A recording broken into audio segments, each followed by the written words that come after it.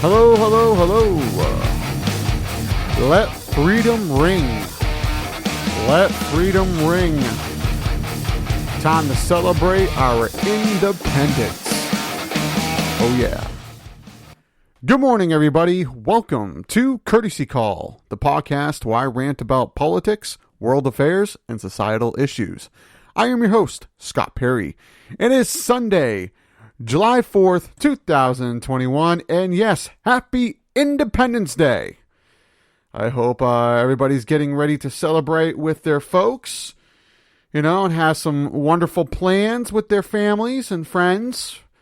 I will not be offended if right now you are not listening to this episode as it is available for download. And will not be offended if you held off listening to the episode to spend time with your folks. So I highly understand it. It's highly understandable. I will probably be doing the same after this episode, actually. So, and many others will be celebrating their freedom. And hopefully the weather lets up. It's been a very cold and dreary weekend so far. But hopefully the weather lets up to celebrate and, be able to have some fireworks be fired off here in the state of New Hampshire. That'd be fantastic. Because it would be very, very dull to not have to have an Independence Day where we're not able to fire off some fireworks. There have been years where that has happened. And it was very depressing. As everybody looks forward to the big firework display, but sometimes the weather just decides to be difficult. So hopefully today shapes up, right? So celebrate your freedom, celebrate your independence. Someone who soon will not be celebrating their independence, or at least have their freedom taken away, hopefully soon. Let's see. I don't know. The former guy? Let's just call him the former guy, number 45. Oh, yes. As it was announced this past week that the Trump organization has been indicted on charges of 15 counts of tax fraud. Whew! That's a large hit right there. 15 counts of tax fraud. And I'm sure we are not all shocked. I'm sure we saw this coming. We knew for a long time that with his emails, with his tax information, and there's other sources reporting that he hasn't been reporting his tax information and the value of his property very accurately. Well, looking further into the situation, we've come up with, I guess they come up with 15 counts of tax fraud.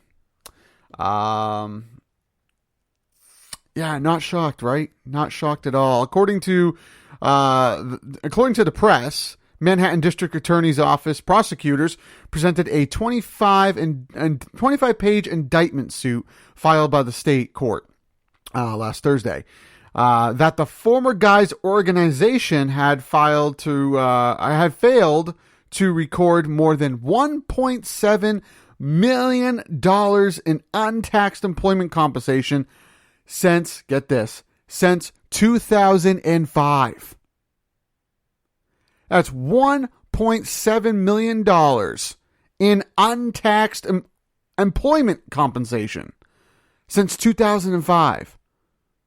That's over 15 years of non-payment. And get this, the money, and this is another part that I'm pretty sure we're not shocked on, we should not be shocked on, about, is the money was used to pay for personal apartment rentals, private school tuitions, and luxury vehicles. Of course. You can't be part of the Trump organization and the Trump family if you're not looking to steal from one account to, make sure that your self-needs are met. Your self-luxury needs are met. And you're thinking, well, it was pretty cool that he decided to give a little bit to private schools. That's cool. Pay for school tuition. Yeah, you think he's paying other people's school tuition? No, he's paying for probably the tuition for his son, Barron. Probably paid tuition for Eric.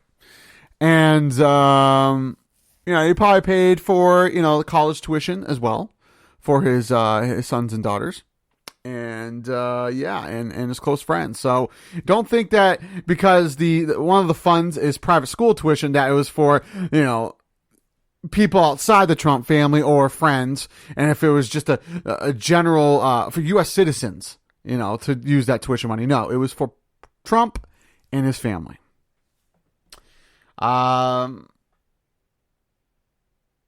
So get this. So instead of making sure your employees are properly and fairly compensated for working for your corrupt company, let's make sure Daddy has a brand new Ferrari this month and make sure Barron and Eric are getting their school money.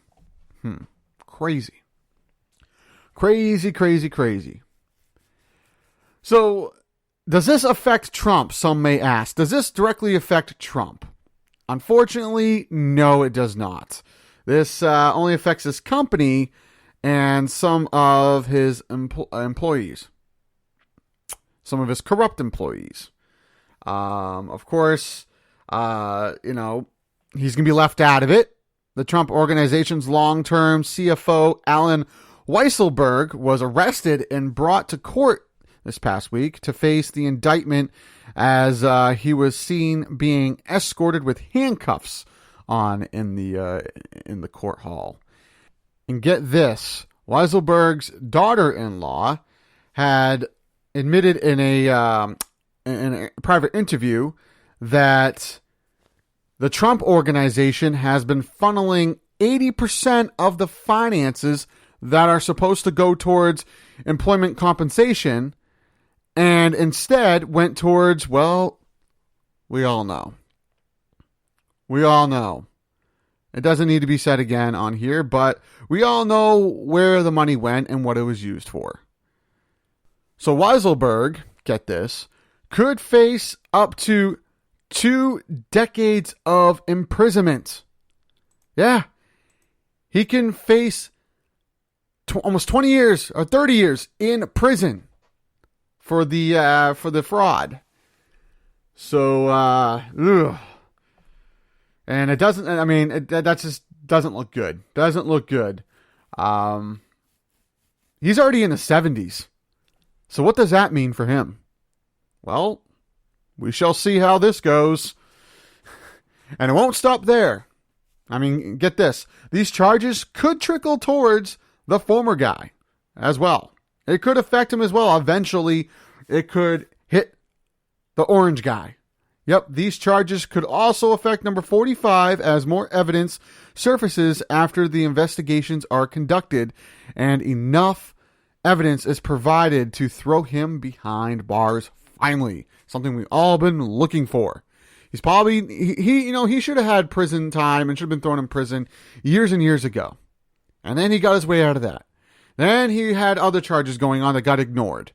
And then he faced court like once or twice, but he didn't appear in most of those court hearings. He had his team of men be there for him, his legal team. So he really didn't show up for any of these court hearings. They dodged around the corner, and he's never really been held accountable for his actions. So for this to be hit, first of all, to hit the Trump Organization is some justice. But to see Trump actually go down and go behind bars would actually be pure justice. Pure justice that, has been long waiting for several decades to happen. As some of his fraud has gone back to, the 80s. And some of his illegal behavior even before that. So it is bound, I'm telling you, he is bound to face prison time. So, finally. The walls are closing in, Mr. Trump. The walls are closing in. And you're not going to be able to get out of this one there, buddy. I think justice will be served. And I think you, once you're finally sentenced to prison time, I think that, there's no getting out. No parole available. You serve the time.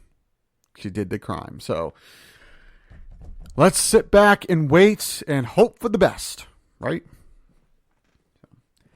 Speaking of justice sort of being served and getting out of prison, parole, not parole. So Bill Cosby, for some of you who may not have read, this past week, Bill Cosby was released from prison because his conviction got overturned. It had nothing to do with parole. It had everything to do with, there was some evidence that failed to produce. There were some issues that were following the case to make it a legitimate imprisonment for him, and he was released this past week. Which a lot of people actually out there are enraged because they believe that the old former comedian was very guilty of sexual harassment. For those who need to be reminded or have no clue what's going on, I think it was, several years ago, Mr. Cosby was in a bar having a drink and ended up sexually assaulting a woman. Former American model Janice Dickinson was disgusted to hear about Cosby's release, as she was one of the many women who came forward about being a victim of Cosby's sexual harassment. She accused Mr. Cosby of rape and later brought a settled defamation case against him after he denied it. Cosby's 2018 conviction of sexual assault in the case of Andrea Constant was overturned by Pennsylvania Supreme Court, which ruled that former TV star had not been given a fair trial, is pretty much what it came down to. And they did not say that he was innocent, though. They did not say he was innocent, although Cosby had maintained that stance even after score of a woman accused him of sexual misconduct. Dickinson was so angry and felt that she had been kicked in the stomach when she saw Cosby go free. And she told this to Entertainment Tonight. And she's not alone. There's a lot of other women who were disgusted, felt like they got kicked in the stomach. They are pretty certain he is guilty. There was a lot of evidence there. There wasn't a clear, okay, you're innocent, you didn't do any wrong, you're not guilty. Though there was just a release, even though there was a lot more evidence stacked against him than there was for him. And they feel this is like injustice. So I guess once there is evidence pressed against you and you are found guilty, you still can get out of prison early and get away with serving your sentence. So that's scary. That's scary. And I'll admit, I was a fan of The Cosby Show when I was a little kid growing up. I was a fan of the show. I was a fan of some of the movies he was in, And, for a long time, I thought he was a great guy. But then you realize how people can be. And just because they're actors and actresses doesn't mean they are who they portray themselves to be. They're actors and actresses. They can act like someone completely different, And then people change as years go by. But, to hear this, when I first heard about this in 2018 and 2017, about him potentially sexually assaulting someone, I was heartbroken. Because, Cosby, like I said, he was one of my childhood favorites. I wouldn't say idol. I would say favorites. I enjoyed some of his material. But, I was heartbroken because I didn't think he would be that kind of guy. I didn't think that this would become of him. I thought that he was a genuine, outgoing, sincere individual that didn't look to harm anybody. But then again, it really opens up your eyes to how much you really don't know about someone, especially an actor or an actress or someone who is a celebrity. They can, like I said, portray to be anybody. When they're in front of the cameras, they could be someone completely different, than when they're off camera. So, I hope that Cosby takes full advantage of this. I hope that he, takes this as a gift and, looks to actually do some good and do some sort of restitution for his wrongs.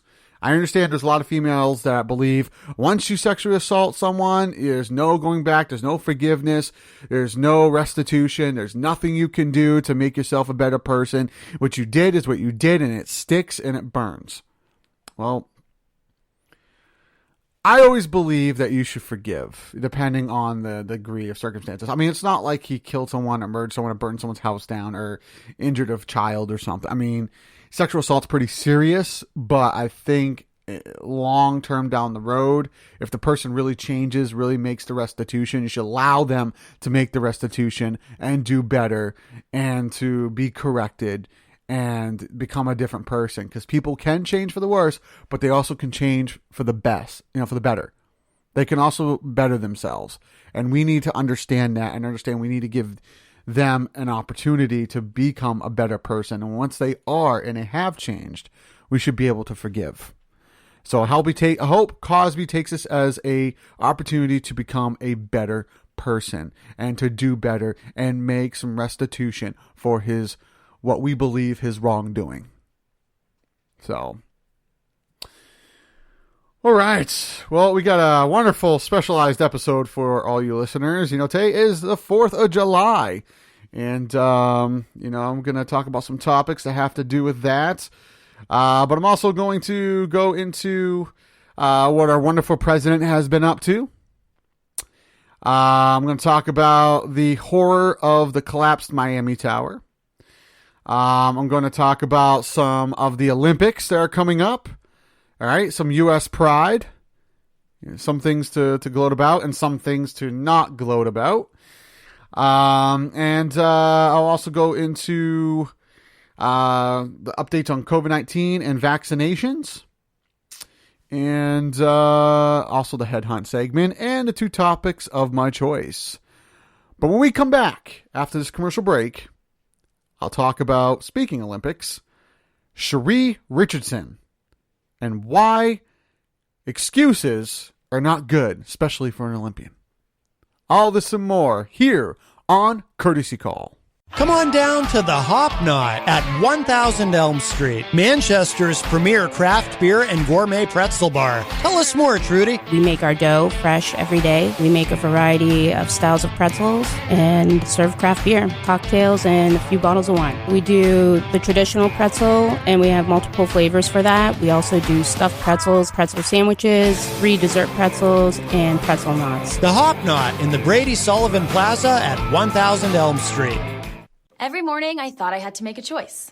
Do I use a toothpaste that whitens my teeth or one that's good for my teeth? Now I don't have to choose. My dentist told me about Crest Whitening Therapy, so I tried it. From Crest 3D White comes Whitening Therapy. It's our best whitening technology. Plus, it has a fortifying formula to protect your enamel. Now I get a whiter smile and healthy teeth all in one. The 3D White collection from Crest. Healthy, beautiful smiles for life. Good morning, Mr. Sun. Good morning, Blair.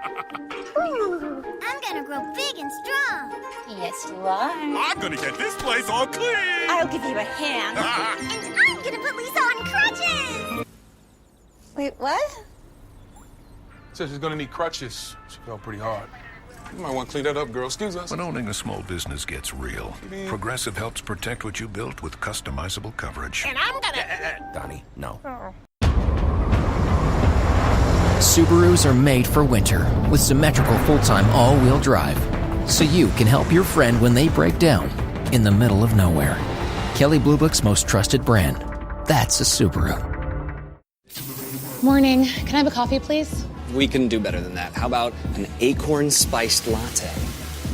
No, thanks. What about a nitro charcoal brew with dry ice? Oh, no.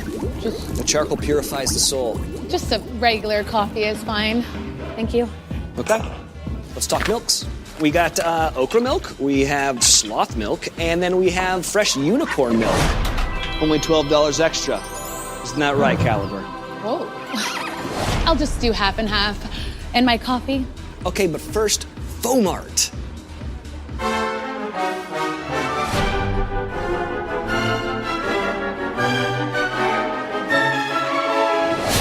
Oh. Ta-da! Okay, you know what? This is ridiculous. I just want a coffee. I'm sorry. Why does everyone leave us?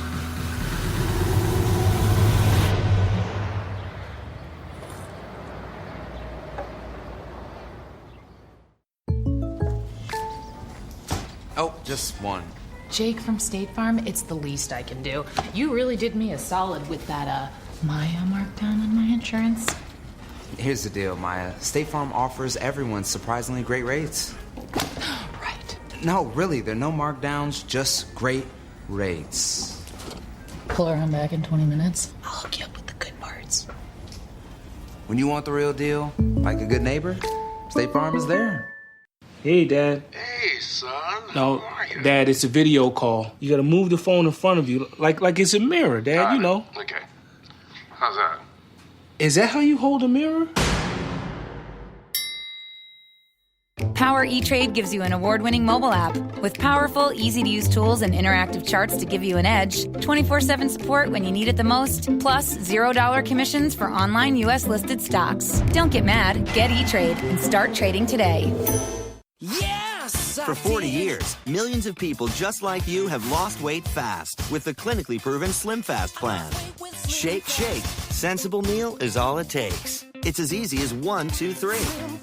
Shake it off, crunch it off, blend it off. You can even snack it off. Up to 20 grams of protein and as low as 1 gram of sugar. Yes, I did! Control hunger up to 4 hours and see results in just 1 week. Slim Fast. Pick a date, lose the weight.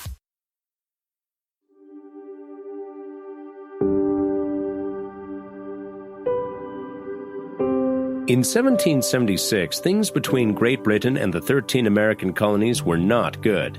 At the time, the colonies belonged to Great Britain.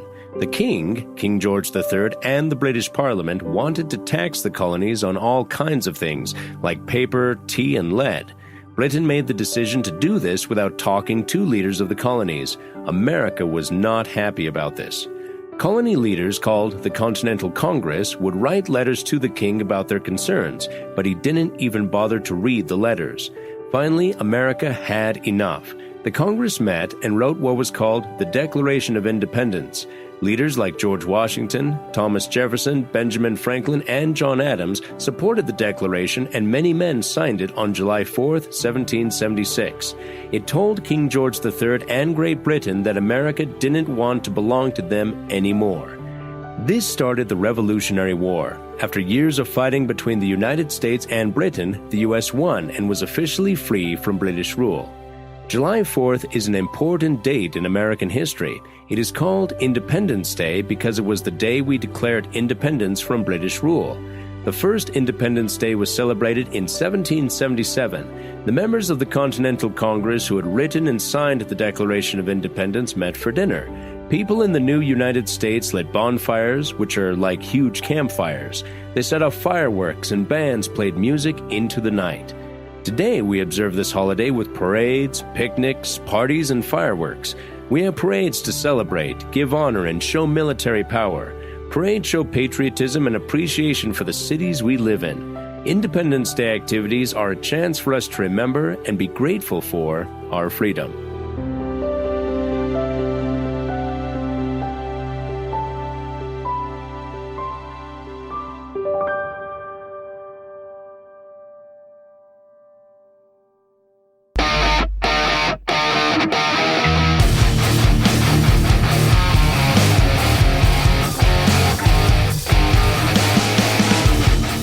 Welcome back, everyone, to Courtesy Call Podcast here on IPMNation.com.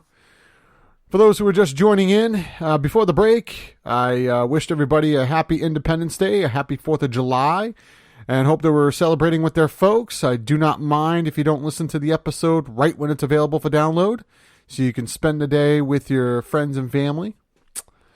Speaking of friends and family, I talked about the Trump organization and their family possibly facing lots and lots of charges. 15 counts of tax fraud was found with the Trump organization, and the legal team presented for the state of, I believe, New York, 25-page indictment and ended up arresting Alan Weiselberg, who is the CFO for the Trump Organization, or should I say, the soon-to-be former CFO for the Trump Organization. So, I also talked about Bill Cosby and his release that occurred this past week as he was released from prison. And it was due to not enough evidence to officially convict, and but was not stated that he was completely innocent. And some of his victims are outraged and sick to their stomach because they feel that he definitely did them wrong and should be serving his sentence. Justice needs to be fully served, as his sentence needs to be fully served. So, So I got a little bit into that. If you have any questions or comments about anything that pertains to this episode or previous episodes, feel free to hit us up on both our Facebook and Twitter, which our Facebook is facebook.com/Courtesy Call Podcast, and our Twitter is @CourtesyCall4U. That's the @ Courtesy Call, the number 4, and an uppercase letter U.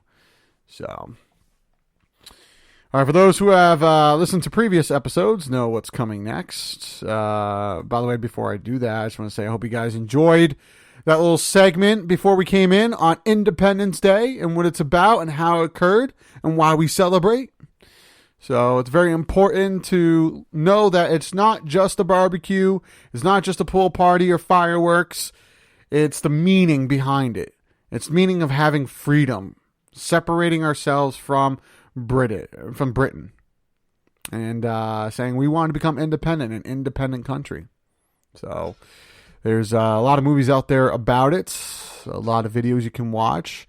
I know this morning I will be watching The Patriot, one of my favorite movies of all time, and my favorite movie to watch on Memorial Day or Independence Day. I think it's more a 4th of July kind of movie than it is a Memorial Day movie, but they both tie together. It ties them both with both holidays. So, The Patriot with Mel Gibson and Chris Cooper and Heath Ledger. It's got a great cast and it's a great story and a very well made movie. So, I'll be watching that later. Cannot wait. So, all right, so as I was getting into, if you listen to previous episodes before, you know what comes next. This is where I give local businesses a plug who have been affected by the pandemic and could use some help. They're mostly food, restaurants and bakeries and stuff have to deal with food. Some of them have to deal with just services. So without further ado, let's give these local businesses a plug. Moe's Italian Subs, making the original since 1959, with locations all over the Granite State, including one in Dover, one in Portsmouth, and one here in Concord, New Hampshire. D-Designs. For those looking to get artwork done or for the website or business logo, feel free to contact Danielle Festa-Keefe at dgraphicsnh.com. That is dgraphicsnh.com. Danielle Festa-Keefe, a very talented graphic art designer, but she's not just a talented graphic art designer. She also is a wonderful painter. Her work is amazing. She does wonderful, wonderful pieces that usually go into physical in-person art galleries, but since she understands due to the pandemic and she may have some fans of hers and supporters of hers that may not be able to go out in public or would like to go out in public so they can stay safe, she has created a VR art gallery. That's right, a virtual reality art gallery. You can go on either her Facebook or her website, D-Design's website, and find a link. Click on the link, and you can register, sign up there. I'm not sure if it costs anything, if there's a fee, but you can register, and once you're all set up and everything, you can enjoy the virtual reality art gallery, which is, these rooms you can go in, these virtual reality rooms that you move your cursor around or your arrows or whatever controller you want to use to orienteer yourself. And you could just walk around this virtual reality art gallery and look at actual pieces of art that she has done herself, that she has physically done with her hand and has found a way to put it into the computer system. So you can actually see true, real, actual pieces of art that she has painted. So Do it up. Support D-Design, support Daniel Festa Keefe, and go join in and support and check out her new VR art gallery. Crawl Space Audio. If you are looking to do any audio projects, such as podcasts, or if you're a musician looking to record your work, feel free to contact Dave Swillum at 603-275-2020. That is 603-275-2020. The Cake Ferry Bakery, located at 110 Londonderry Old Turnpike Road in Hooksett, New Hampshire. They have wonderful, great baked goods, such as cupcakes, pies, cakes, dessert logs, cannolis, but what they're best known for is their eclairs. Gotta love eclairs. If you think they're mediocre, this place will change your mind. Go from mediocre to amazing. They have great size eclairs. The custard is just made just right, not too sweet, nice and rich, nice and full. The cream on top is the same way, and it's made nice and soft, which is pretty much what you want from a cannoli or any baked good. So, check them out. That is the Cake Ferry Bakery, located at 110 Old Londonderry Turnpike Road in Hooksett, New Hampshire. Speaking of bakeries, Clem's Bakery, located at 29 Indian Rock Road in Windham, New Hampshire.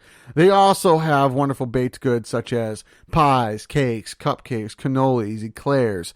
But what they're best known for is their donuts. If you love donuts, you're going to love this place. They make them nice and fresh every day and have all your favorite kinds. Anywhere from honey glazed, chocolate frosted, strawberry frosted, blueberry glazed, chocolate glazed, chocolate frosted. I already said that. Jelly and Boston cream. But what their best donut is, in my opinion, their best donuts are the vanilla and chocolate cream filled. So it's like in a yeast shell, made very soft, made just right, with some nice, rich vanilla and chocolate cream that's not too sweet. Not too sweet. It's just nice and decadent. And they cut the thing in half. They don't just fill it inside of a hole. They cut the thing in half and put the cream in the middle. And it's just, I have to have very good self-discipline and good self-control to not want to devour it like 5 in one sitting. Never mind 10. I usually try to stick with 2 at the very most, and even at that, it's a little bit much for me. I have to kind of watch the gut here, watch the weight, trying to drop lbs here. I'm not trying to gain them, so if you don't mind, if you're not trying to watch your weight, if you're just looking to enjoy some great baked goods, hit up Clem's Bakery. That is KLEMMS Bakery, located at 29 Indian Rock Road in Windham, New Hampshire. So go check them out and support local businesses, because they could use your help as they were affected by the pandemic and could use some support. All right, so let's get into some topics. So right now we're celebrating America, right? We're celebrating the freedom of America. And, I think it's a good time, celebrate our independence, celebrate our freedom. One of the things that is going on right now as well that has to do with our country is the Olympics. That's right. We're going to have some of our top athletes representing our country in the next couple, 2 or 3 weeks. And they're going to go on for about 2.5 weeks, I think, and participate in all events such as 1,500 meter, 100 meter, 10,000 K or 10,000 meter, which is a 10K. And, all these other events, shot put, swimming. Can't wait. So good things there, but not so good is one Olympian, I should call her Olympian because she did qualify for the Olympics. One female athlete will not be participating in the Olympics. Is none other than the female who won the female 100 meter dash competition. I'm talking about Cherie Richardson. Was suspended from the Olympics Committee and the U.S. Olympic team for a month for her testing positive for marijuana. That's right. As all athletes, including especially Olympic athletes, they get tested often. very often. And shortly after, she competed in the 100-meter dash and won it by a record-breaking time. She ended up, undergoing a THC test and failed. And as most sports, especially the Olympics, you got to have integrity, and you got to be able to be clean and free from any substances. And she failed to do so. She was in a interview with, I believe it was USA Today or Morning Today.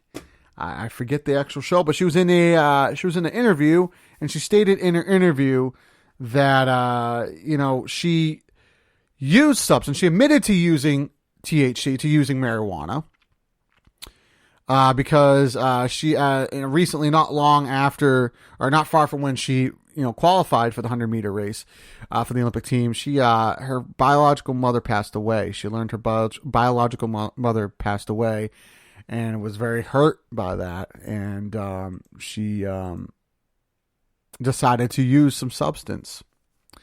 And well, I'm sure in some sense we can understand, in some sense. However, you are an Olympian. You shouldn't be using substances. You know that's against the rules. You know that's going to disqualify you. So why do it? There's probably other things you could do to help, recover or mourn, or, to deal with the emotions and deal with the hurt and the pain that comes with learning news like that, other than using substances. She posted in an interview, she also claimed an excuse. Her excuse was, I am human. Meaning she makes mistakes. She's only human. She makes mistakes. Yeah, I get it. You make mistakes, and making mistakes is part of human. Deliberately making mistakes is a little ridiculous. I think that's a bad excuse. If you know that this is wrong, but yet you're going to make that mistake, that's all on you. I can't go to, a race of my own, or I can't go into a competition and start using steroids, or I can't go and cheat my way out of a competition, or I can't go to work and totally skip work and skip my responsibilities and then tell the supervisor or tell, my boss, oh, sorry, I'm only human. I can't deliberately do something wrong that I know is wrong, but want to do anyway and say I'm only human. That's a lousy excuse. It gives you more of a reason to keep doing it. And if you're not held accountable, then, then how are you supposed to be held? Then how are you supposed to, learn that is completely wrong? There's a lot of people out there, not just Olympic athletes or athletes in general. There's people in this world that just use the I'm only human, I make mistakes, to make more mistakes, and they're not being held accountable, which makes them more apt to make the mistake. They don't bury the severity or the fear or the consequences in their head. To them, it's just like, oh, maybe, okay, it's optional. It may or may not happen. No, you make the mistakes, you'll be held accountable. And if you know that you're going to be held accountable and know the consequences are severe, you're less likely going to make them. You can argue all you want, but that is the truth. You will less likely make the mistake. Not saying you will never make the mistake. The mistakes will still happen, but you'll less likely do it if you know the severe consequences than if you just think that it's just a slap on the wrist every time. Cherie Robinson, she's at the moment fighting with the board for the Olympics, the U.S. Olympic Board, saying that, claiming she's only human and trying to get onto the Olympic team. Again, I'll get back on there. I mean, there is hope for her. There is hope for Cherie. I mean, she may be able to participate in the women's relay. As her suspension ends, I think on the 27th. I think it's like 2 or 3 days after the Olympics starts. She will be ready to. She'll be released, and she will be able to produce, and she'll be able to perform, possibly for that. It turns out as, U.S. Anti-Doping Agency, the USADA, announced Friday Richardson did test positive. She was with, she was this female with the streaming fiery hair. The Anti-Doping Agency, WADA, which is the World Anti-Doping Agency, says it labels marijuana as a banned substance because it poses a health risk to athletes, as the potential to enhance performance and violates the spirit of sport, which means, yes, Richardson broke the rules. She tested positive. She has accepted the consequences. She's owning her mistake, but at what cost? Are the rules just? Are they even logical? So it sounds like that she kind of is owning up to her behavior, but kind of isn't. She's like, yes, I used it. Yes, I did. But she's like, on the other hand, what's the big deal? You know, it's just marijuana. People really need to do research on THC, and it's not the Olympic Board's fault or authorities' fault or even my fault that, you know, people don't believe facts these days, which is a big problem. What THC actually does to you. Well, John, George, Sarah, and Stacy and Stephanie didn't, have any issues with marijuana or didn't experience any enhancement. This didn't happen to them. Why should it happen to me? Everybody's different. There are billions of people in the world, millions and millions, hundreds of millions of people here in the United States alone. Just because it doesn't happen to you doesn't mean it's not going to happen to other people. And it has been proven by scientists that THC can be an enhancement and it can hurt your health and put your health at risk. Your judgment is severely impaired. Your conscience is so impaired. Your outlook on things is impaired. Proven. So, Sha'Carri Richardson, I'm saying her name wrong. Sha'Carri Richardson deserves to be banned from the Olympics. She knew she was doing something wrong. She chose to do it. There's other ways to express your outlet. It's not their fault. It's not the World Anti-Doping Agency and the U.S. Anti-Doping Agency's fault that Sha'Carri doesn't understand, does not have self-control. It's not their fault that she does not have self-control and that she chooses to go the wrong outlet out than the more productive one. I'm sorry that she doesn't have that maturity. So, but I wish her the best. I hope she serves her suspension well, and I hope she does continue early and is able to participate in the Olympics. She is talented. She has a lot of talent. She's very fast. And she can potentially bring, she could have brought gold in a 100-meter dash, to the U.S., but she could still do the same by contributing to the women's relay team. So we'll see. We shall see. All right. So, other screwed up news, speaking of medical stuff, for us here in the Granite State. We learned this past week on WMUR's News 9 website and other sources that there was and I'm not even kidding, this makes my stomach turn. There was a med techs, those who perform your EKGs, who can be phlebotomists, who can take your blood, who can put IVs, put medication in you through IV, and who could do other technical medical procedures. A med tech, and I believe he was a med tech at Concord Hospital. I could be wrong. Or a medical office here in Concord.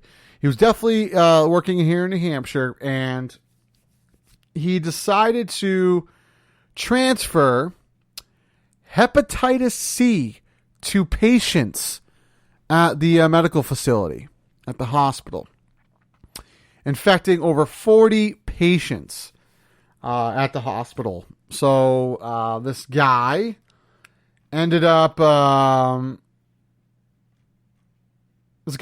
having hepatitis C, and he laced the syringes and put in the syringes droplets of his own blood, some of his own blood in the syringes that contained that, and gave it and injected it into patients. Inject it into patients. Yeah. I'm speechless.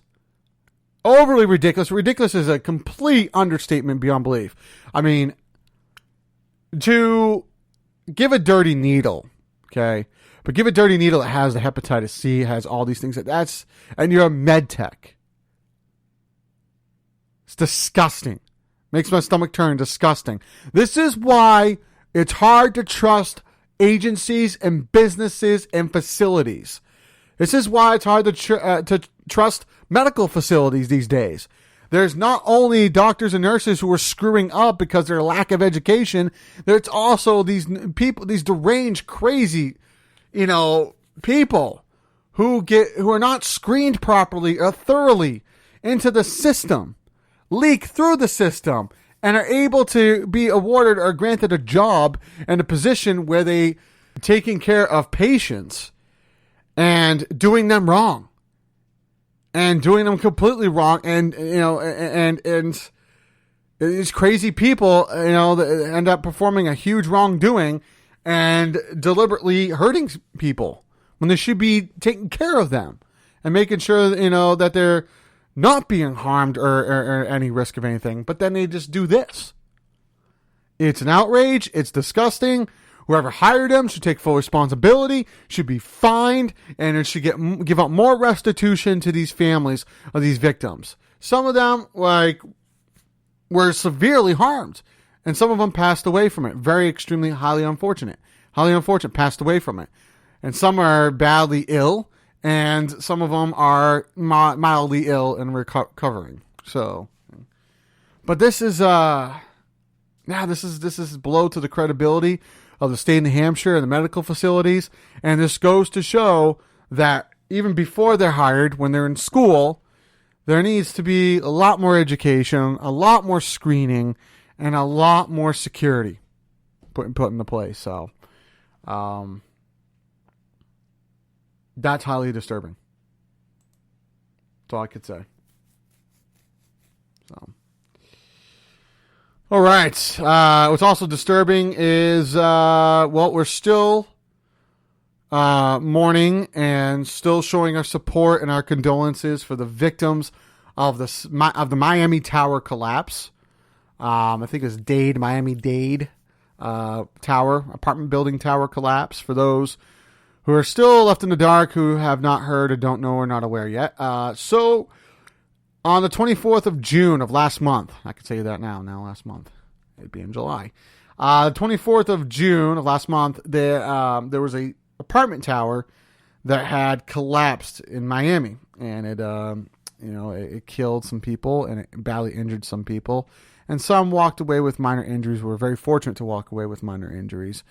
But it's been all over the news. There are fire rescues, police officers, and EMTs looking to help out. I think American Red Cross may be down there helping remove some rubble and the debris, and trying to recover some of these people who may possibly be buried underneath. This was a tall building, and it's going to probably take a while before they fully finish the search and rescue portion of it before actually doing construction and cleaning up the area. Here's what I read in an article was I guess there are several warning signs of this way before the event even took place. Those who have survived weren't a victim of it, who were their part of the building did not collapse because only one part of the building collapsed, or those who survived and are able to speak shared with the news reporters that there were warning signs way before the event even took place. And even upon doing a small investigation so far, they've discovered that, there was a lot of neglect. I mean, the building, people shared that the building was, creaking a bit, squeaking, and you think nothing of it because it's an older building. But then it was getting bad to, you heard like light knocking on the walls to like pounding on the walls. And then, the hallways would sway a bit. The building would sway dramatically to like some floors caving in. It was like a code red. It was like a clear violation way before this event took place. And whoever manages this apartment building obviously, neglected the situation immensely, severely. and should be held accountable. Should not only be, like I said, be paying restitution and paying a lot of fees, but should also maybe dish out recommendation, maybe even prison time. A lot of people were affected by this. A lot of victims, a lot of wrongdoing happened. And you can't walk away from this. This is something that needs to be dealt with fairly within the justice system and with the Board of Housing down there. If you're going to run an apartment building, there needs to be health inspection checks every month, week, month. If you have to go day, if you want to be that, if you want to be that thorough, you could do it every day. But every week or every month, some inspection needs to be done. And, to the residents who live in these places, you got to report it. You have to report when something's going wrong with your building. You got to report it because then it's out of your hands and it's in their hands and their responsibility to do something about it. So shame on you, whoever owned that tower in Miami-Dade, and for it to collapse, and you probably neglected the responsibilities. Well, now you have a lot of serious charges and restitution recommendation you're going to be facing. Absolutely. 110%. So. All right, so let's switch it off to something, some things that are kind of troubling and damaging and upsetting, to something that's actually good and exciting. So our wonderful President Joe Biden, chose a daughter of a Holocaust survivor to be an U.S. ambassador to Germany. Yeah, pretty awesome, huh? Last Friday, our wonderful president, President Biden, announced that he has chosen Amy Gutman, not to be confused with the daughter of Ludwig Gutmann, or related to Ludwig Gutmann, the inventor of the Paralympics. To a Holocaust survivor, daughter of a Holocaust survivor, Amy Gutman. She would be the new U.S. ambassador for Germany. Gutman's father was a Holocaust survivor, like I stated. She is also the president of the University of Pennsylvania, Joe Biden's home state. So, of course, he was very, very happy to appoint her and to pick her for that. Gutman's father escaped Nazi Germany in 1934, according to a 2013 interview with the Daily Pennsylvanian. And in a Friday statement to her university, the 71-year-old academic said that she felt grateful to be nominated for the role as the daughter of a German Jewish refugee. In 2013 interview, Gutman said her family's Holocaust experience had a profound influence on her. It's true that his whole family would have disappeared from the face of the earth had it not been for what he did, she told the Daily Pennsylvanian. Her family history inspired her to establish one of the world's largest Holocaust education archives. Hartz reported she partnered with the University of Southern California Shoah Foundation Institute's Visual History Archive in 2013, to bring nearly 52,000 video testimonials to the University of Pennsylvania's library system, the outlet said. If confirmed, she would also become the first woman ever to hold the ambassadorship to Germany. The Politico noted. She's expected to replace Robin Quinville, who was appointed as interim ambassador following Richard Grenell's resignation from the post in 2020. So congratulations on the nomination, Amy Gutman. Hopefully you get the position, you get voted in as our new U.S. ambassador for the country of Germany. So, exciting. Whew. All right. I think now it's time to give the updates on COVID-19 and the vaccinations.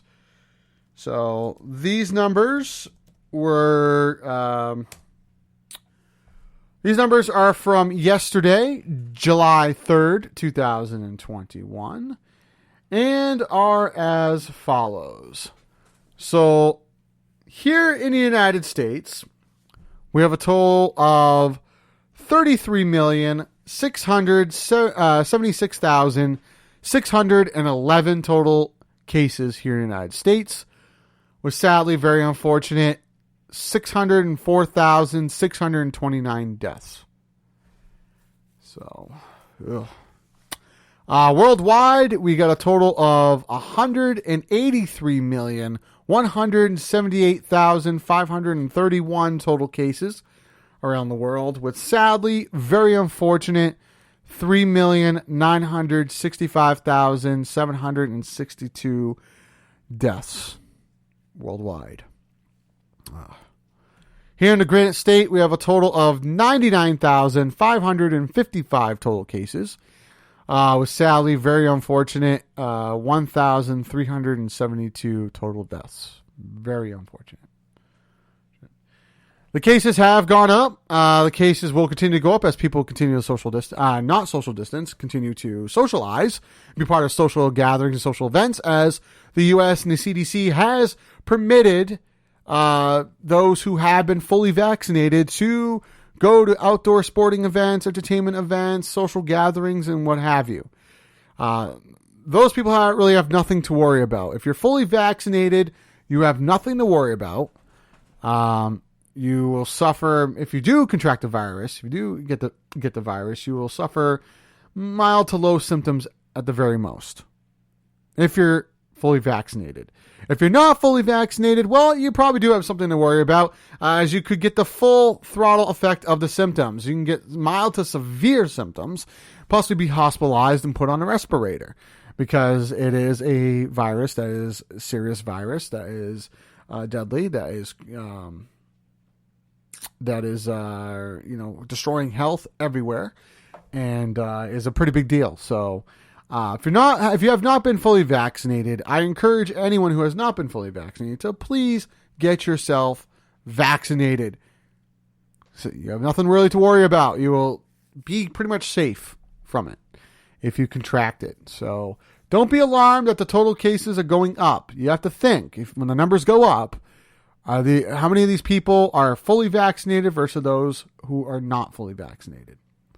So, speaking of vaccinations, let me give you the numbers on those.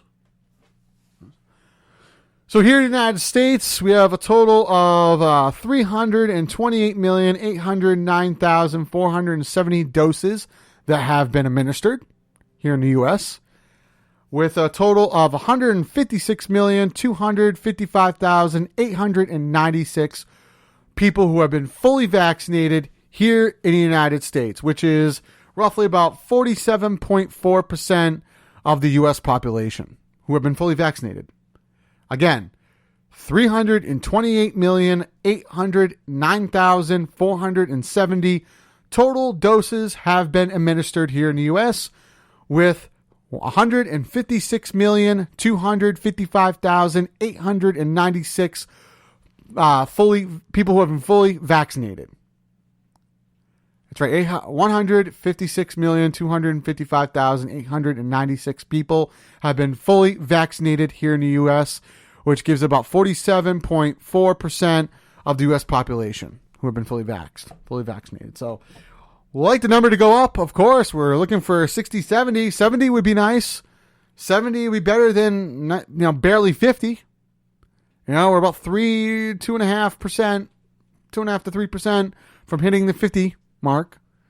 So if we can get to 50, by the end of this month, and then next month we can get to 60 and then 70 and so on, that'll be great. That'll be fantastic. If you're fully vaccinated, again, you will suffer low to mild symptoms at the very most. But if you're not fully vaccinated, you can get the full effect from this virus and possibly be hospitalized.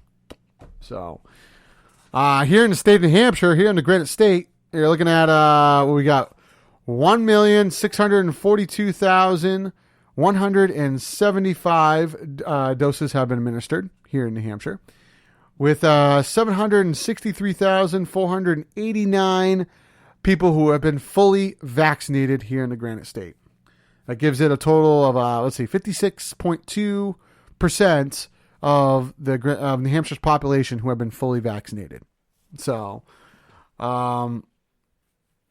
get yourself completely vaccinated. It makes sense that if you are going to get one dose, you should get your second, or else your first dose doesn't make any sense. Your first dose is irrelevant. Your first dose doesn't do anything. It made no sense to get the first dose if you're not going to get your second dose. It makes no sense. Unless you get the Johnson & Johnson one-punch shot, which I think they changed it to a 2 shots. They figured that, okay, because of the severe side effects that people were suffering from, were experiencing, in the beginning. For that whole dilemma, that whole fiasco, we should definitely make it a 2-shot deal. So, but yes, all in all, Pfizer, Moderna, the most popular ones, you need to get your second shot, or else your first shot made no sense. So, to get one. So do it up, everybody. Make the world be better. More restrictions will be lifted. More things will be lifted, the higher the percentage goes. And we'll be fully back into normal very, very soon. So get your shot. All right. Well, we're going to take another quick commercial break. When we come back, I am going to go into the headhunt segment and the two societal topics of my choice. Still more to come here on Courtesy Call Podcast. Come on down to the Hop Knot at 1000 Elm Street, Manchester's premier craft beer and gourmet pretzel bar. Tell us more, Trudy. We make our dough fresh every day. We make a variety of styles of pretzels and serve craft beer, cocktails, and a few bottles of wine. We do the traditional pretzel, and we have multiple flavors for that. We also do stuffed pretzels, pretzel sandwiches, 3 dessert pretzels, and pretzel knots. The Hop Knot in the Brady Sullivan Plaza at 1000 Elm Street. Oh my, with Chase Freedom Unlimited, I earn all this cash back? Oh, I gotta tell everyone. Hey Rita, you can earn 3% on dining, including takeout. Bon appetit. Hey Kim, you earn 5% on travel purchase through Chase. Way ahead of you. Hey Neil, you can earn 3% at drugstores. Buddy, I'm right here. Why are you yelling? Because that's what I do. You're always earning with 5% cash back on travel purchased through Chase. 3% at drugstores, 3% on dining, including takeout, and 1.5% on everything else you buy. Chase, make more of what's yours. Coming in to get a deal that includes existing customers. He's probably 5'8", but we'll give him an even 6'1". It's this guy! Wait. Did I just hear existing customers can get a deal? Yep, at AT&T, new and existing customers get our best deal on all smartphones. That's pretty great. You think I look 6 foot? I sure do. Kind of. It's not complicated. Only AT&T gives new and existing customers the same great deals on all smartphones. Get up to $800 off our latest 5G smartphones. Tasha, did you know Geico could save you hundreds on car insurance and a whole lot more? So what are you waiting for? Hip-hop group tag team to help you plan dessert? French vanilla, rocky road, chocolate peanut butter cookie dough. Scoop that is, scoop that is, scoop that is, scoop that is, scoop shakalaka, shakalaka, shakalaka, shaka, scoop shakalaka, shakalaka, shakalaka. Geico. Switch today and see all the ways you could save. Building a better bank starts with looking at something old and saying, really? So Capital One is building something completely new. Capital One Cafes. Inviting places with people here to help you, not sell you. And savings and checking accounts with no fees or minimums, because that's how it should be. You can open one from right here or anywhere in 5 minutes. Seriously, 5 minutes. This is banking reimagined. What's in your wallet? The greatest stories don't have to end. If we do this, we're gonna do it our own way. They can expand, evolve, connect each generation to the next. The stories continue. Only on Disney Plus.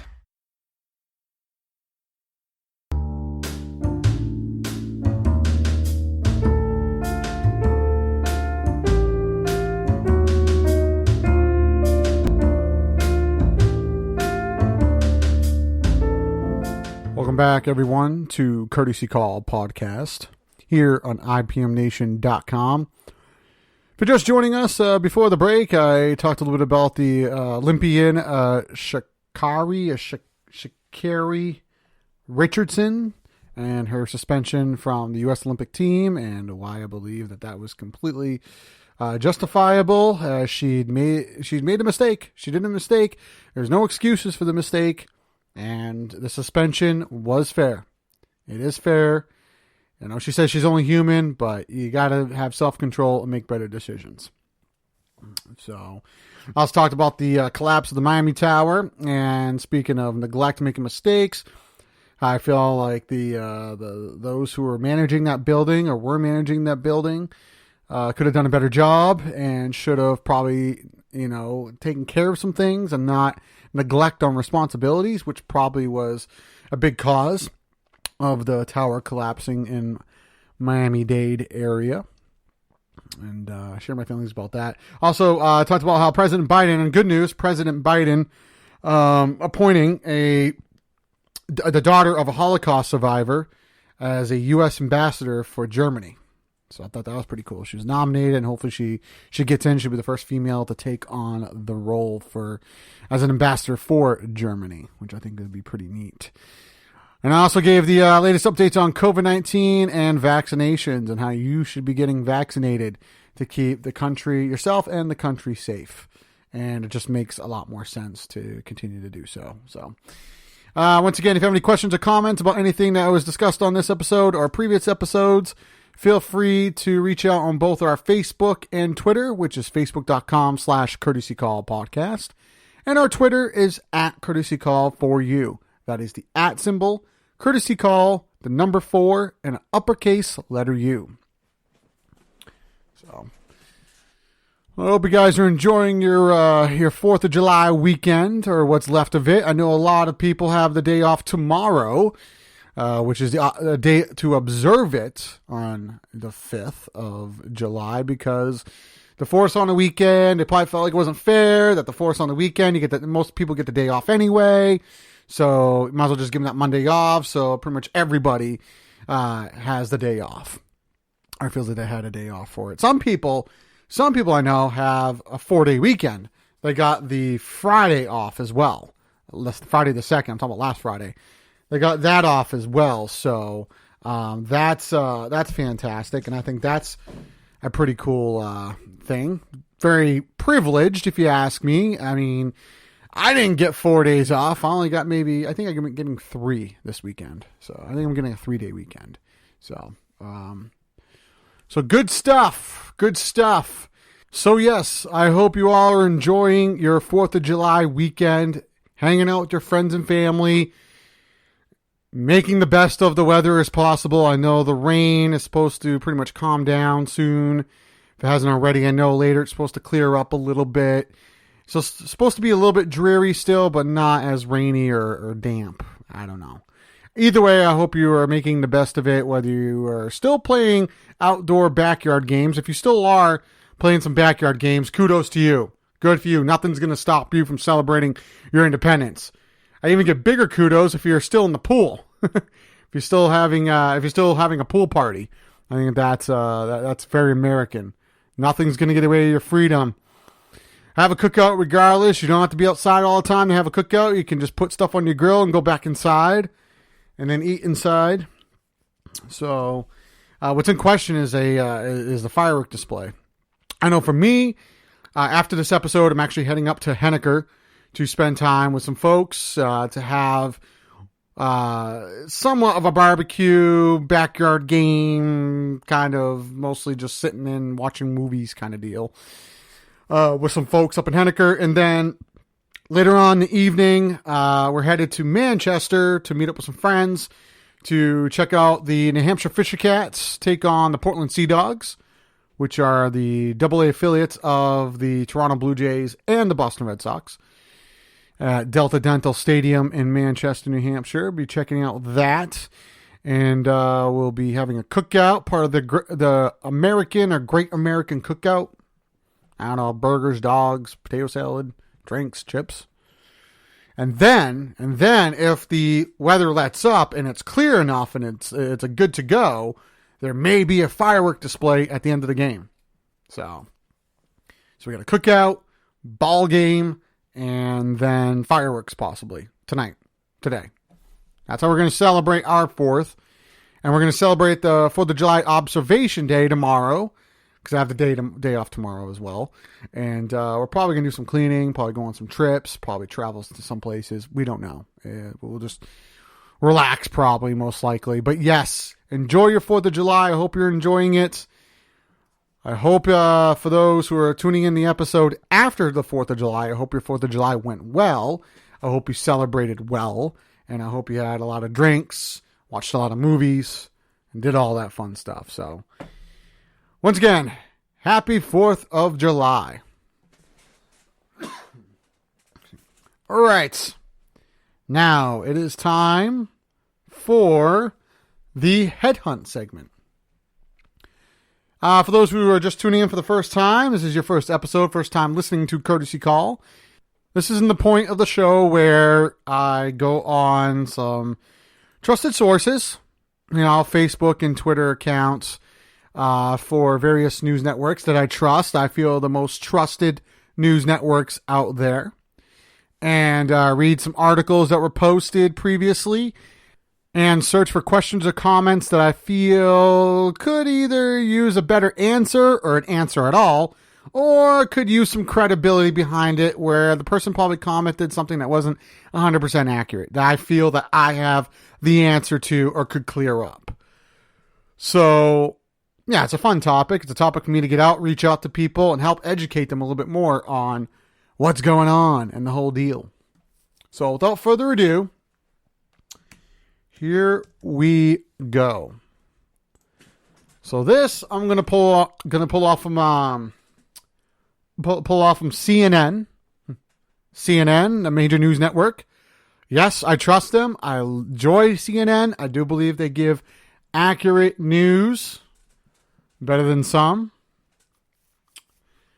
And let's see. The article I'm looking at is about COVID-19 restrictions, national parks, and crowding. This probably has to do with the 4th of July kind of stuff. They posted yesterday morning, late morning, Saturday, July 3rd, 2021. And they posted, it says, as COVID-19 restrictions wane, national parks are seeing a record-breaking number of visitors. But that also leads to challenges for park officials in surrounding towns, including overcrowding and trash. So, I believe it's, yes, as things, lift up, as restrictions are lifted and people are able to attend certain places and certain venues and gatherings and such and what have you, parks are becoming very popular as well. And people are crowding parks. It's like, yes, been inside about 15 months or so. Finally able to get out and enjoy the outdoors. So they're hitting up the parks at an unprecedented rate, record-breaking rate. And what goes with that is overcrowding, of course, and trash. People are going to accumulate trash because they're probably drinking their beers, eating their snacks, eating their food, doing whatever, and accumulating trash. So where there's a lot of crowds, there usually is a lot of trash. Talk to anybody who's worked a music festival. That's usually the case. Usually what happens. So, but yes, that's what's going on. And a man by the name of Rob commented underneath, these challenges were there pre-pandemic too. Okay. This shouldn't be news. CNN is writing as if this is shocking. And actually, I kind of have to agree in this, with this. Because I agree that, that this has been happening before the pandemic even came about. Like I said, music festivals are notorious for that. Ask for anybody who's been to a music festival or worked a music festival or a big, large gathering. There's trash everywhere. There always is. I can understand, like I said, the numbers could be, higher than usual because people were indoors and didn't do anything for like 15 months. So now they want to get out and do stuff. But trash accumulation, overcrowds, this is nothing new. So I would have to agree with Rob that this is something that has always happened for years. Nothing too shocking. So I do trust CNN, but at the same time, I do encourage them to please share news that's worth news and that is shocking. Don't try to just meet your quota. Get something that's actually worth reporting. Thank you. So there you have it. I'm not all for CNN all the time. I actually can be opposed to some of the things that they do. I'm not 100%, CNN's great. They're amazing. They can make no mistakes. They're perfect. No. I call them out on stuff as well. So there you go. All right, so that's CNN. Now, my next one is off from the Facebook page for MSNBC, another major news network that I trust to give trusted information.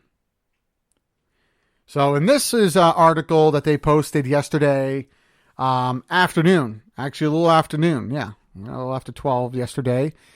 And it's a video article about, I believe, the insurrection crew, the insurrection team, to go in and do further investigations for the event that occurred last January, the horrific event of January 6th, the insurrection. The article reads, well, first, MSNBC posted, they don't want to talk about Donald Trump's role in this, and it's a quotation from Rep. Crow. Said about on January 6th. They want to sweep it under the rug because those who want to sweep it under the rug want power. They want to win elections. They want to retake control of the House. So this is Rep. Crow stating this. So I agree with that 110%. And for those who do not know, Nancy Pelosi, the Speaker of the House, has appointed a select committee. It's a special select committee to probe the January 6th insurrection event. Like I said, to do further investigations, to really get to the bottom of it all and the truth, and to find those who truly are guilty and hold them accountable, who have yet to be held accountable. And I think she's targeting the insurrectionists, but also mainly government officials who possibly could have had a hand in it, including the former guy. Absolutely. One of those members, get this, probably not so shocking, but one of the members who was appointed this past week, it was none other, and announced this past week, was none other than Republican, formerly of her duties, relieved of her duties, I think 2 or 3 months back ago. Yes, I'm talking about Liz Cheney. Liz Cheney is on the select committee to probe further into the January 6th insurrection that occurred last January. So we'll see how this measures up, how this adds up, and to have a Republican that has supported Trump in the past but is against this. It would be kind of interesting to see how this all pans out. So let's see. We'll watch and see. But the article, headline the article says, Rep. Jason Crow says, it's clear that Republicans who voted against January 6th commission are only concerned with ... And a woman by the name of Karen, ooh, we got a Karen here, commented underneath, just keep playing Mitch's video right after he voted not to impeach Trump for what he said, then said Trump was practically and morally responsible for the insurrectionists. Keep saying they did it because Trump told us to. We watched him stoke this thing for months and turn them loose to fight like hell, quote and unquote. Yes, it's clear. I think Karen's in support of this, and I agree. I'm in support of it. I mean, it's pretty evident. You watch the videos. She's 100% right. You should play the videos back and forth because you could see the clear evidence of Mitch denouncing the insurrection, but also saying it was the president's fault. They were told to, and making it clear that it was the former guy's doing, but then also denouncing the committee to consider to hold him responsible. So it's very confusing. So you put those two videos together, and you can't help but to think and ask, does Mitch just believe that people who are guilty should not be held accountable? I mean, if they're a Republican, if they're one of his posse members and his good buddies, maybe not. Now, but however, if it's a Democrat, if this was a Democrat, by the way, Democrats I don't think would ever do anything like this to incite an insurrection and do it the way that the former president did in that fashion and such. I don't think a Democrat would, because that's against the Democrats' ways and the ways of thinking and focusing and beliefs and stuff. So what they run on is to bring some sort of peace and to bring, sense, to be sensible, I believe, for the most part. But, but imagine if it was a Democrat that instigated it this way. Oh, Mitch would not hesitate to say, okay, something needs to be done. We support the probe. Keep probing. Let's hold these people accountable. They need to be held accountable. If it was a Democrat, absolutely. In fact, it's a Republican. It's one of his close friends. He has close bidding, probably some illegal business with. Who knows what dealings he has with the former guy. It's the fact that it was him. He didn't want to go forward with it, even though he practically said he's guilty of it, but denounces it. Saying Jason Crow made a clear statement I 100% agree with, and I agree with what Karen had commented underneath. Good job. I agree 110%. So. All right. So, I'll usually do 3 of these, by the way. I do 3 of these. So, that was 2. Let's do 1 more. So, this is all from WMUR News 9 TV's Facebook page. For those who are not familiar or do not know who WMUR News 9 is, for us who live here in the Granite State and the state of New Hampshire, it's our main news source for the Granite State. So, Channel 9, WMUR News 9, Channel 9 News. Yes, it's our main news source for here, for those who live here in the Granite State and New Hampshire. So on their Facebook page, they posted yesterday afternoon that they say it's determined largely by vaccines, but also the venue who's in your party and the city you live in, experts explain. This has to do with concerts and going to concerts and social events and gatherings. Mainly concerts around the area. So, the title says, What to Know Before Attending Live Concerts and Sporting Events this Summer. And a woman by the name of Monica. Now, I imagine that this article gives you some guidelines on what to follow and the ins and outs about it. Now, I just clicked on it, and I'll see what it says. Oh, we're playing a video. I'm not going to play that. It says that now that summer is officially underway, music fans are gearing up for to return to festivals and concerts once more, even if they look very different after COVID-19 lockdowns. Because COVID-19 can spread when an infected person coughs or spews infectious droplets or aerosols into the air around them, officials at the Center for Disease Control and Prevention, pretty much the CDC, had previously labeled concerts and other crowded events as high risk for your health. Their stance has changed a bit since COVID-19 vaccines have rolled out nearly all Americans over the age of 12. Currently, as data collected in trials over the last year have demonstrated that vaccines can keep individuals safe in these kinds of situations. The caveats and unvaccinated individuals are likely more risk than they were back in 2020. That's mainly because of the new variants of COVID-19 have developed variants that experts project will be the most dominant strain of the virus by August. Those who are not vaccinated or those who cannot be vaccinated due to a complex medical history or age restrictions should continue to skip concerts and live events as they've done since last year, explains Udine Harry, Dr. MD Udine Harry, an author and medical director of Orlando-based Oasis Wellness Center. It gives you like guidelines. Do I have to wear a mask? And I'm sure the answer is yes, depending where you are. What to do before the concert or live event. The bottom line. It gives you all these guidelines and information. So anyway, with all this, a woman by the name of Monica commented underneath, how many people die from the vaccines? Yeah.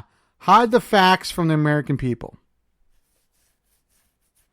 So she is talking about vaccinations, of course. She's going a little off the subject in a way. Something to do with the subject. Something about vaccines because, the CDC and scientists are pretty much encouraging those who have not been vaccinated or fully vaccinated to be fully vaccinated. Like I stated earlier when I did the segment, giving you updates on COVID-19, the vaccinations. And I encourage you for those who have not been fully vaccinated, to get fully vaccinated. And Monica here doesn't agree that you should get vaccinated. It seems like maybe she does. She just asked the question, how many people die from the vaccines? Yeah, hide the facts from American people. Okay, first of all, from what I've read, there has been a very, very low number of people who have suffered severe side effects from the vaccines. Very low number of people. And these people have taken their surveys. The CDC has reached out to these people. These people have done data collections and collected data all over multiple sources to make sure they get the accurate data and feedback and to get an accurate look and state on how the vaccines truly are. Now, I do believe from experience that most people will experience low to mild symptoms from the vaccines, and it only lasts for maybe a few days to a week at the very most. But there's people out there who haven't experienced any. There's some people that didn't feel anything, didn't get any allergic reaction or any side effects.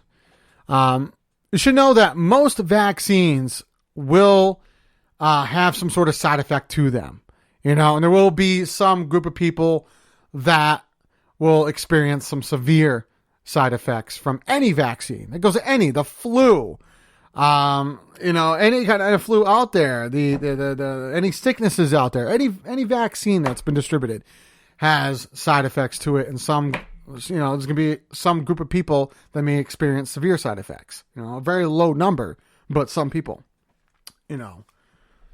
But it's, I don't think it's anything to make a big issue. Or to, denounce the vaccines in general. I think overall the data that has been collected has shown that the vaccines are very good, very effective, and potentially has been stated as potentially the probably one of the best, if not the best, vaccine that we've ever manufactured. It's been the fastest, but the best so far, with the best results. They are showing very positive results on it. So for fighting off the pandemic, the virus. So I don't think we should downplay. I think it's nothing to get hasty about or feisty about there, Monica. I think you need to relax. They're fine. Get yourself vaccinated. They have all sorts of medications and things available to help you in case you have a severe side effect. Okay? And a lot of these people knew they had a severe side effect. They would have a severe side effect. A lot of these people had very serious pre-existing health conditions. Very serious pre-existing health conditions. They were very critical health conditions. And they still got the vaccine. And that's how they experienced severe side effects. Even though there's a huge disclaimer that says if you have serious mental health or serious health risk, not to take the vaccine, not to get the vaccine. So I think overall, other than that, and that's the reason why that, those people, experience some severe symptoms. But overall, the vaccines are great. They work really well. They perform really well. You'll have some side effects only for a few days to a week, and then you're good. And then you should be safe to attend large social gatherings. So, all right. Well, that wraps up the headhunt segment. And now it is time for the 2 societal topics of my choice. This is a point in the show where I talk about some issues that I think society currently is facing, some critical issues, some mental issues. I could talk about, things that society needs to work on, that they're not quite understanding properly, something that needs to be talked about that's not being talked about enough. And, things like that I think would do society good, a lot of good. So I choose 2 topics of my choice that I feel need to be talked about at that point in time. And, and then go from there and do that. So before I go into any of these topics, I usually like to give a recap of some of the topics that I have talked about that I think still need to be addressed or brought up or give a review on. For those who have listened to previous episodes, know the most popular one I like to review on is one of the first topics that I talked about. Actually, the first topic of the show. If you go back to the debut episode, this was, I believe, the first topic ever talked about here on Courtesy Call. And, of course, yes, it is absolutely about traffic violations and driver's etiquette. As I think that's a huge issue. It's been a huge issue for years and years and years, and is getting worse and worse as the weeks, months, and years are progressing.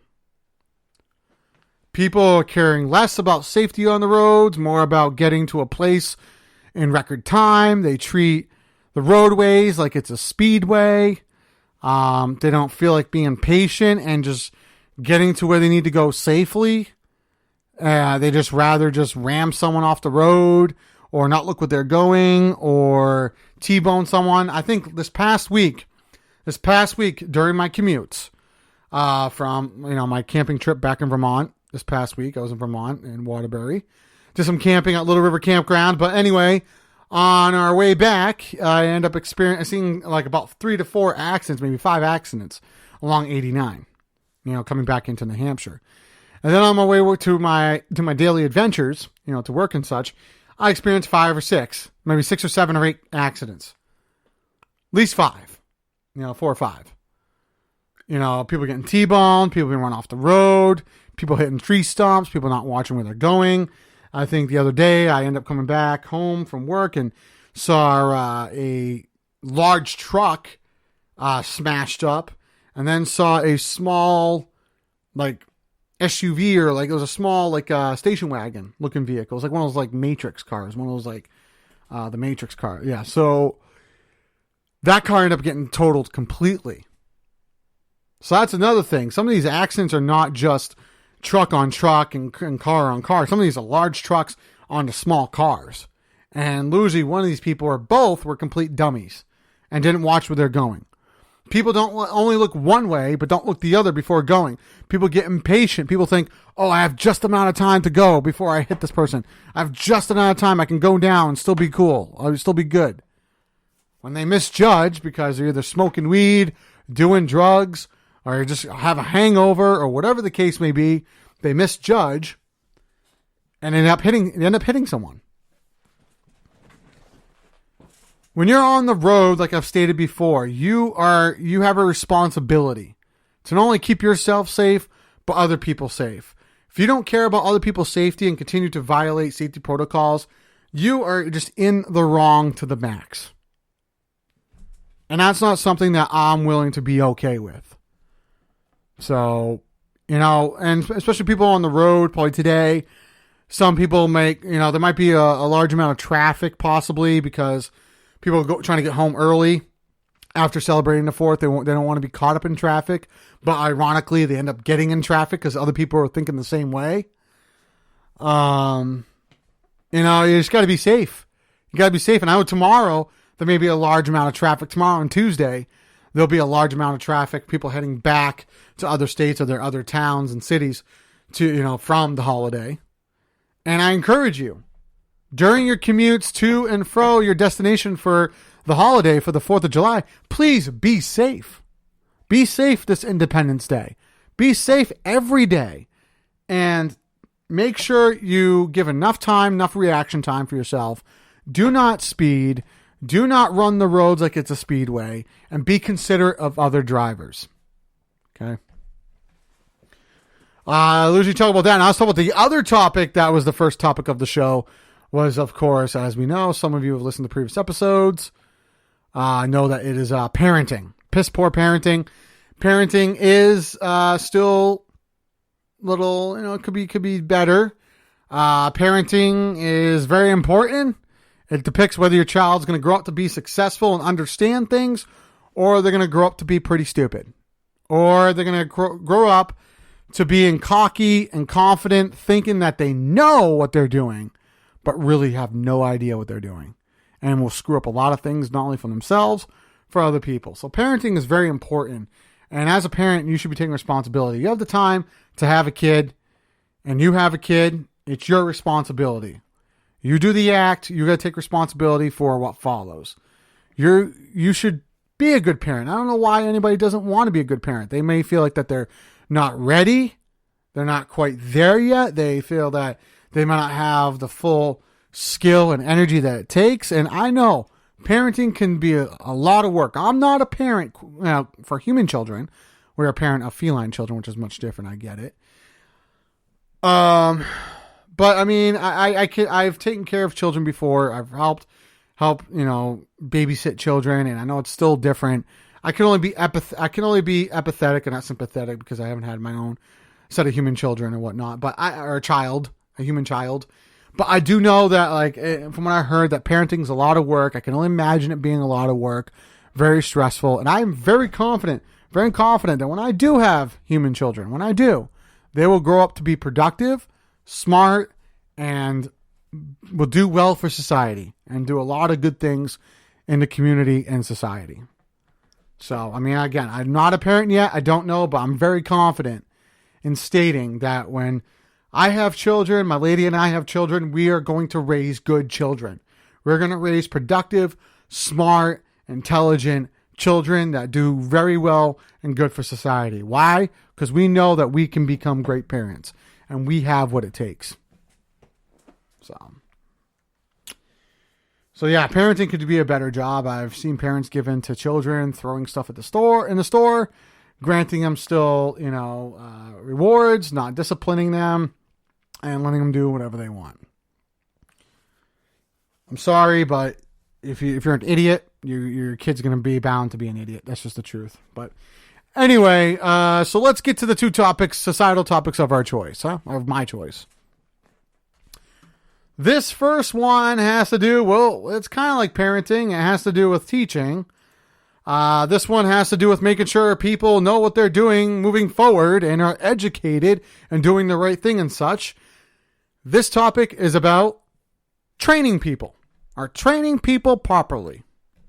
I've discussed topics before that are very similar to this. I have talked about how jobs need to train their employees better to know what they're doing and to make sure they can perform the services better. But I'm talking about overall, not just jobs. I'm talking about if you're working for the police department, working in a hospital. Yeah, those are jobs, but I'm looking for different kinds of jobs. And if you're going to do anything, always have knowledge backing it up. People are really lazy these days to not want to educate themselves or not get information or find facts.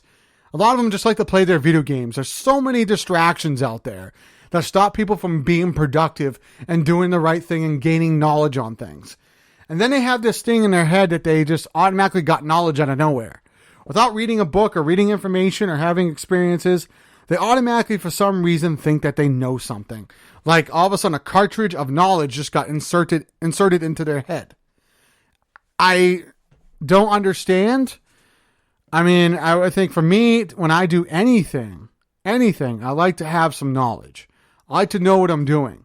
I like to make sure it's done right and done properly. Because I know if I do the work, I get the knowledge, I have the skills, I practice, and I know what I'm doing, the work is not going to be as hard and stressful than if I wasn't to. Because I'm now having to correct my mistakes, having to find information about the mistakes, how to do it the right way, and keep bouncing back, keep moving around and bouncing around and stuff, which is no way to go about things. So I like to get a lot of knowledge, as much knowledge as possible before performing a certain task.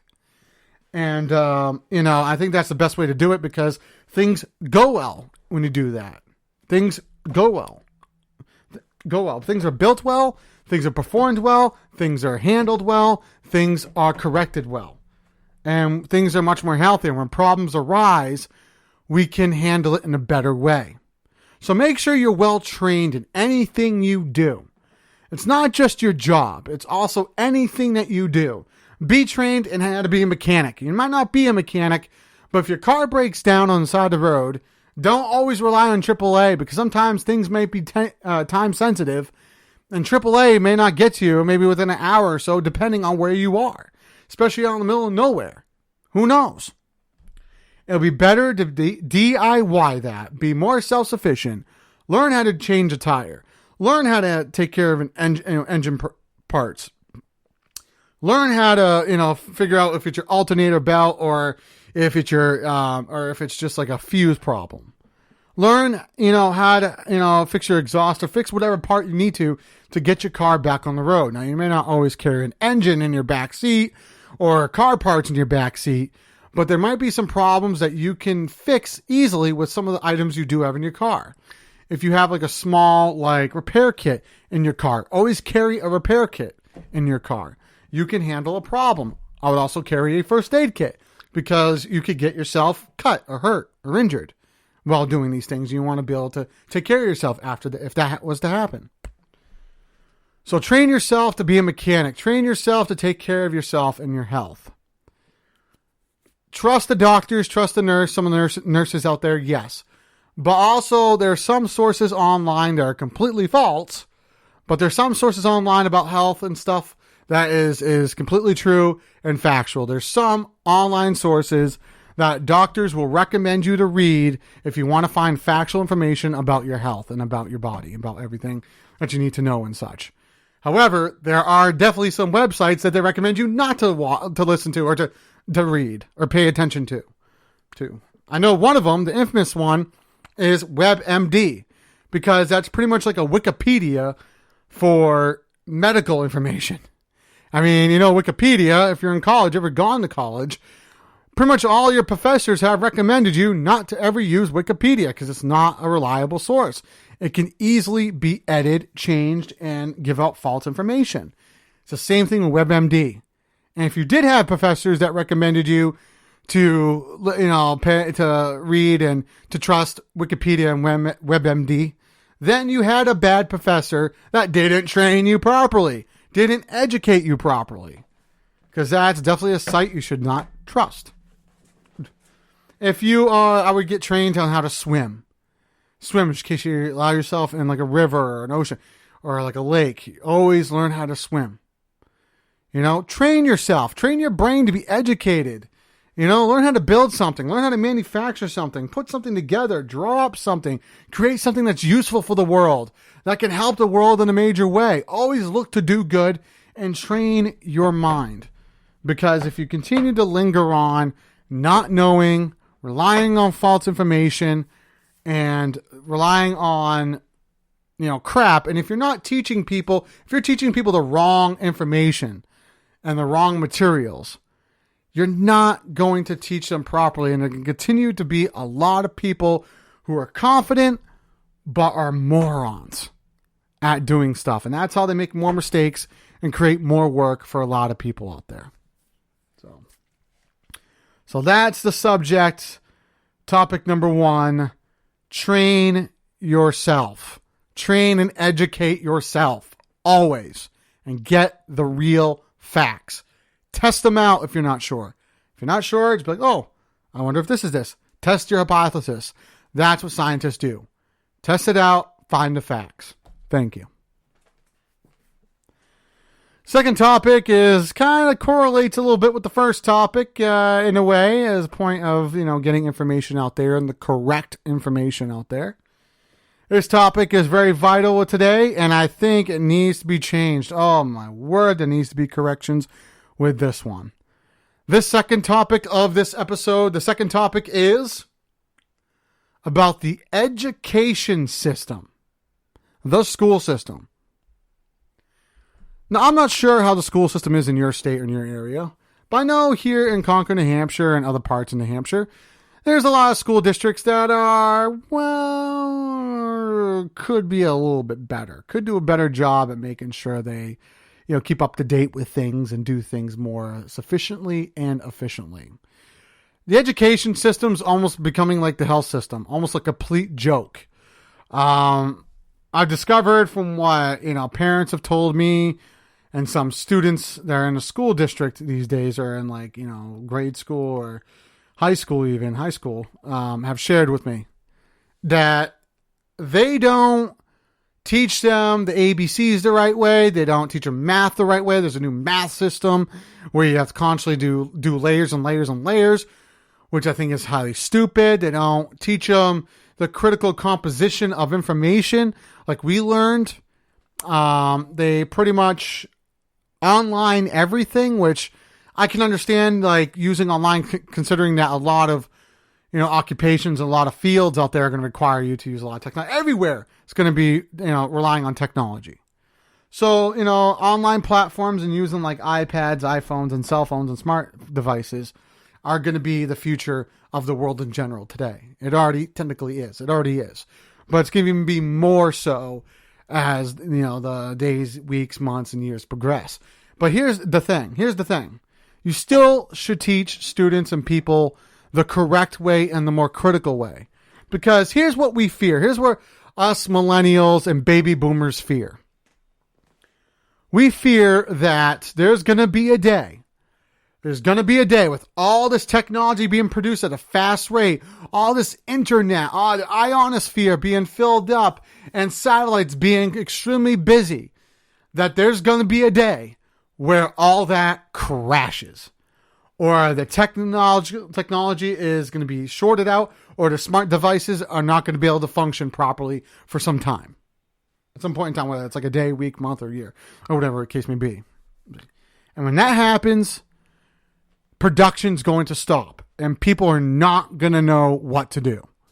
They're not going to know, how to operate certain functions, how to calculate certain things, how to think for themselves, how to use their heads and think outside the box to make something happen, to get something going, to do something well and intelligently. And we're going to be having a huge problem. There's going to be a lot of issues that are going to come off from that. A lot of issues. And this is what I was discussing last week, is that people are not nourishing their minds properly. They're not gaining that knowledge and challenging themselves, to be able to do things more effectively. You don't understand when you learn the right way and you are taught the right way, and you go through the work, you go through the hard work to go through the headache, the pain, the stress, the tiredness from it. It all pays off. It all does. You can think better, you can react better, you can be more confident, and you're more fluent when you exercise your mind, when you nourish your brain, nourish your mind, your brain, and your demeanor, and your educational pocket or palate, and your thought process and such. You got to be able to get on it and be able to be educated properly. Teachers are not teaching properly. The school systems are not teaching properly because they think they know what's best where the future is going. And they're like, I don't care. I'm going to be innovative. You don't understand. You have no idea what you're talking about. We're the innovative ones. And you're going to be laughing once, these students are 10 times more intelligent than the students in the past of your generation and before. And I don't think that's the way of it. I think it's going to be the complete opposite. I think it's going to be complete stupidity from this generation moving forward. I think they're not going to be as smart. I think that they can learn faster because what the scientists say is that every generation that's born has a stronger brain capacity or brain waves or something like that, or thought process and cognitive ability that we're supposed to. The children moving forward, the generation moving forward is supposed to be smarter than the previous generation, which that's not the case. For instance, I saw on a friend's Facebook page last month or so that, maybe 2 months ago, I'm not sure. But no, it was, so back in his generation, this guy, I saw it on his Facebook page, he posted a meme on there. I thought it was kind of funny. Very humorous. This guy's in his 50s, right? He says in his generation, the little disclaimer on the engine in the car used to teach you how to fix it and make some adjustments and such. Today, it tells you and warns you not to drink the contents inside the engine, which I'm like, it's unbelievable. It's amazing that they have to tell you not to do that and tell you not to eat Tide Pods and not to do some of the other stupid stuff that this generation and the generation forward has done. I blame it on drugs. I blame it on piss poor parenting. And again, I blame it on overuse of the internet. People are not using the internet to educate themselves that much. They're using the internet to play games, to play senseless games that don't nourish anything. And to watch videos that numb their mind. Videos of these YouTubers who are not educating people, but are talking about fashion, looking Gucci, looking hot, looking good, not adding any productive value to anything except for maybe their bank accounts, because a lot of idiots are actually paying money to watch these people, put on their videos, their nonsense videos. Sure, it's entertaining, but there's so much of abundance of it. It's just so unhealthy. It's like you can have a couple pieces of candy and be fine, but if you're eating pounds of candy every day, you're going to get fat and have health problems. That's kind of like what you're doing to your mind when you watch these YouTube videos and these pathetic YouTubers. They're coming around and they're showing off their glamour, they're showing off their lipstick, their fashion. They're not even like giving tips or anything. They're just showing off their booty and their chest area, and they're showing off their bathing suits and their one-piece dresses, and they're showing off other kind of things that, like I said, do not matter, that have no value unless they're like trying to sell this stuff, which is part of marketing. I think a lot of it's just a look at me, look how pretty and beautiful and handsome I can look. And honestly, nobody with a good sense of mind cares. It's just a lot of stupid people willing to pay $1 here or there that adds up, and this YouTuber moron makes like millions of dollars just to sell people on a bunch of malarkey, bunch of bullshit. Pardon my language. And then you got these, for Bitcoin collectors. I don't think Bitcoin's really going to go far, especially anytime soon.